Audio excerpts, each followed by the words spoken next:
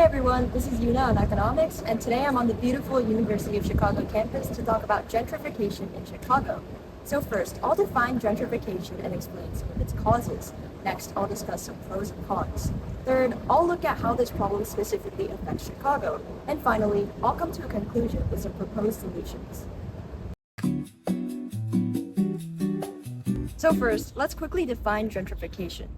Gentrification is an urban change where wealthier people move into historically disinvested neighborhoods and invest in the housing, creating both economic and social change. Like a lot of things, gentrification can be explained with supply and demand.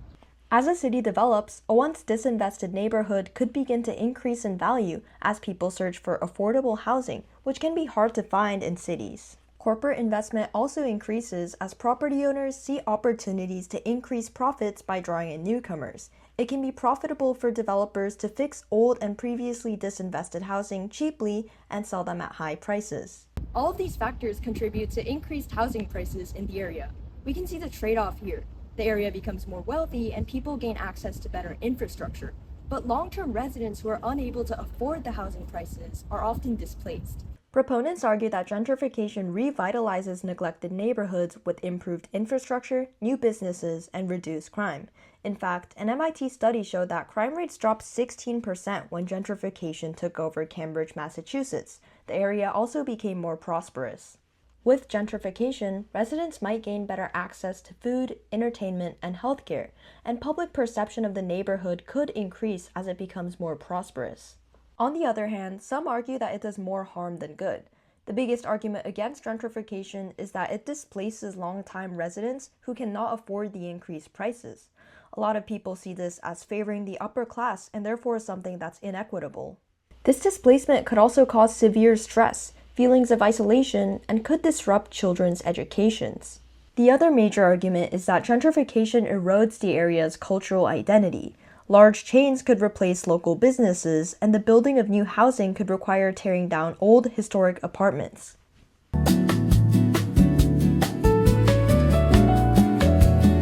Okay, so here is a list of the most gentrified neighborhoods in Chicago, and I'll go over real quick how I got these results. Now, I want to preface this by saying that my data is not really perfect, and that's because I only used a few data points. So I feel like if I was doing in-depth research on this, I would need to do a lot more, but for approximation purposes, I think it's pretty good. So I used the Chicago Health Atlas to look at median income, bachelor's degree, and housing cost burden, and the change in those points over 10 years. So a percent change in median income was the first thing I looked at. And the way I interpreted it was that if the change in income increases a lot, then that means that wealthier people are in the community more, which is an indicator of gentrification. The other point I looked at was bachelor's degree and how much that increased over 10 years. And so if people are more educated in the community, I'd say that's another indicator of gentrification.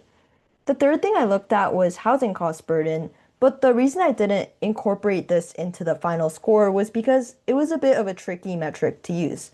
And what I mean by that is housing cost burden could increase as rents go up, but it could also decrease as rent becomes less of a problem for wealthier people moving into the neighborhood. So for that reason, I just used income rank and education rank to calculate a final score. And using that, I got a list of top 5 communities with the most gentrification. Lower West Side, or Pilsen, is my #1 most gentrifying neighborhood, with the highest change in both income and college education rate. The community has also seen great demographic changes, with an influx of wealthy and predominantly white residents in recent years.